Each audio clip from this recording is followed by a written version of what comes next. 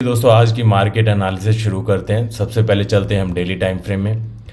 Daily time frame में जैसा कि हम देख रहे हैं कि कल ये इसने इस ट्रेंड लाइन का रेजिस्टेंस लेके वापस नीचे आ गया है। ठीक है, अब हम डेली टाइम फ्रेम में सबसे पहले सपोर्ट और रेजिस्टेंस को फाइंड आउट करते हैं। गाइस सबसे इजी वे होता है सपोर्ट और रेजिस्टेंस को फाइंड आउट करना कि कहाँ से मार्केट ने टर्न लिया है। अब देखो इस केस में यहाँ से मार्केट ने एक टर्न लिया तो ये इसके लिए एक रेजिस्टेंस की तरह काम करेगा, और यहाँ पे इसने एक टर्न लिया तो ये इसके लिए सपोर्ट की तरह काम करेगा। उसके बाद यहाँ से इसने टर्न लिया तो ये इसके लिए रेजिस्टेंस की तरह काम करेगा। ठीक है, तो अब हम देखते हैं कि अलग अलग सिचुएशन में अगर ओपन होता है तो ये मार्केट कैसा दिखेगा डेली टाइम फ्रेम में। देखो डेली टाइम फ्रेम के हिसाब से अगर ये कल की क्लोजिंग और कल की ओपनिंग के बीच में खुलता है तो मार्केट के साइडवेज रहने के चांसेस ज़्यादा हैं। ये ऊपर से रेजिस्टेंस ले लेगा और कल की क्लोजिंग से इसको सपोर्ट मिलेगा। और मान लीजिए कि ये गैप डाउन ओपन होता है, कल की क्लोजिंग से नीचे ओपन होता है, बहुत बड़ा गैप डाउन नहीं लेकिन एक ठीक ठाक गैप डाउन कल की क्लोजिंग से नीचे अगर ओपन होता है तो ये कल वहाँ पे जाके क्लोजिंग पे जाके वहाँ से रेजिस्टेंस लेके और ये थोड़ा साइडवेज टू डाउन ट्रेंड होने के चांसेस इसके ज़्यादा है अनटिल ये इस सपोर्ट पे हिट करे, जो कि हम 15 मिनट के टाइम फ्रेम पे देखेंगे कि कैसा दिख रहा है। और अगर ये बहुत बड़ा गैप अप खुलता है तो ये अप साइड होने के चांसेस के ज़्यादा है। मान लीजिए ट्रेंड लाइन के ऊपर ओपन होता है तो ये यहाँ से सपोर्ट लेके ये ऊपर की साइड में जा सकता है यहाँ तक के टारगेट के लिए। यहाँ से एक और ट्रेंड लाइन आ रही है, ये देखिए यहाँ पे एक और ट्रेंड लाइन आ रही है। तो अगर मान लीजिए मार्केट इसके नीचे आके इस ट्रेंड लाइन का सपोर्ट भी लेता है, ठीक है, धीरे धीरे आके सपोर्ट लेता है तो भी ये यहाँ से ऊपर जाने के इसके चांसेस ज़्यादा हैं। चलिए दोस्तों अब देखते हैं हम 15 मिनट के टाइम फ्रेम में कि हमें कहाँ पे एंट्री लेनी है और 15 मिनट के टाइम फ्रेम में मार्केट कैसा दिख रहा है। देखो सबसे पहले तो क्या है, हम सपोर्ट और रेजिस्टेंस को फाइंड आउट करेंगे। देखो ये टॉप इसके लिए एक रेजिस्टेंस की तरह काम कर सकता है और ये इसके लिए एक रेजिस्टेंस की तरह काम करेगा एंड ये सपोर्ट की तरह काम कर सकता है और ये भी एक सपोर्ट की तरह काम कर सकता है। ठीक है, अब हमें सपोर्ट और रेजिस्टेंस के बारे में पता चल गया है। अब मान लीजिए कि मार्केट इसके बीच में अगर कहीं ओपन होता है तो इसके बीच में ये इसके लिए रेजिस्टेंस हो गया और ये इसके लिए सपोर्ट हो गया, तो मार्केट यहाँ पे साइडवेज होने के चांसेस ज़्यादा हैं। वो हम प्री मार्केट एनालिसिस में देखेंगे कि कैसे हमें इस चीज़ को ट्रेड करना है, हैंडल करना है। और मान लीजिए गैप अप खुलता है, अगर गैप अप खुलता है तो ये यहाँ से सपोर्ट लेके ऊपर की साइड में जा सकता है। और ये अगर एक गैप डाउन खुलता है तो भी इसके पास ज़्यादा स्पेस नहीं है, ऊपर से इसको रेजिस्टेंस मिल सकता है और नीचे से इसको सपोर्ट मिलेगा। ठीक है, तो मार्केट के लिए यहाँ भी ज़्यादा स्पेस नहीं है, लेकिन अगर हम अपने टारगेट के हिसाब से देखें तो हम मैनेज कर सकते हैं। वो हमें प्री मार्केट एनालिसिस में देखेंगे कि कहाँ पे ओपन हो रहा है और कहाँ से हमें कितनी स्पेस मिल रही है हमारे टारगेट के लिए।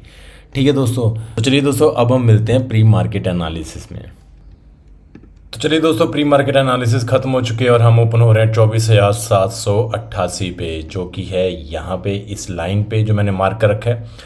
अभी यहाँ से दो ऑप्शन बनते हैं कि या तो ये यहाँ से ऊपर की साइड में जाएगा या नीचे की साइड में जाएगा। जब मान लीजिए कि यहाँ से ओपन होके ये ऊपर की साइड में चला जाता है तो हम कोशिश करेंगे यहाँ से पुट का ट्रेड बनाने की, क्योंकि ये एरिया इसके लिए एक रेजिस्टेंस की तरह काम करेगा।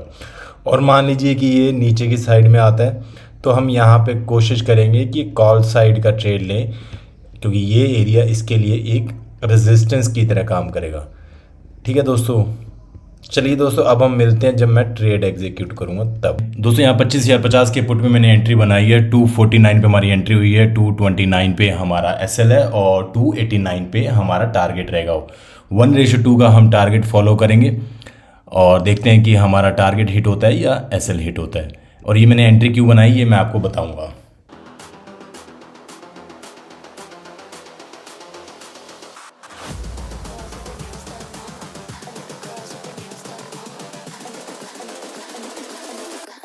With their nails done now.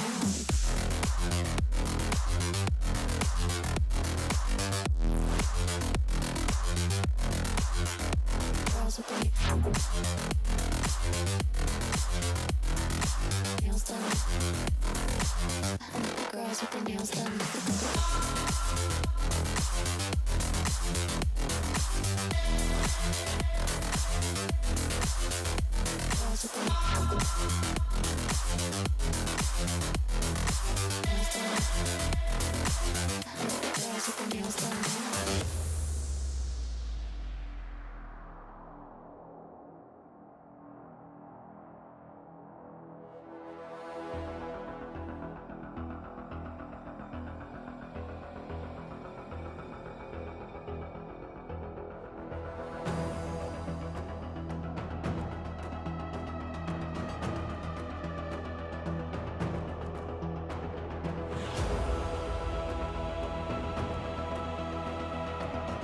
दोस्तों हमारे यहाँ टारगेट हिट हो गया है। दोस्तों ये मैंने ट्रेड क्यों बनाया, इसका लॉजिक मैं आपको समझाता हूँ।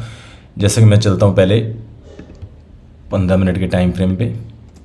15 मिनट के टाइम फ्रेम देख सकते हैं कि यहाँ से इस लेवल से एक फास्ट बाइंग आई थी। तो जैसे इसने इस लेवल को टच किया, इसने यहाँ से बाइंग आई, तो मैंने वेट किया कि हाँ इसको थोड़ा पुल बैक लेने दो। तो यहाँ पे 20 EMA पे जैसे ये आया, मैंने यहाँ पे पुल बैक लिया। जैसा कि मैंने पहले बताया था कि डाउन ट्रेंड में हम हमेशा रेजिस्टेंस पे फोकस करते हैं, रेजिस्टेंस पे ट्रेड बनाते हैं, और बाइंग साइड में हमेशा हम सपोर्ट साइड में ट्रेड बनाते हैं और सपोर्ट पे ही फोकस करते हैं। ऐसा हम क्यों करते हैं? क्योंकि इससे हमें मोमेंटम मिलता है, और एज ए ऑप्शन बायर हमें मोमेंटम चाहिए होता है।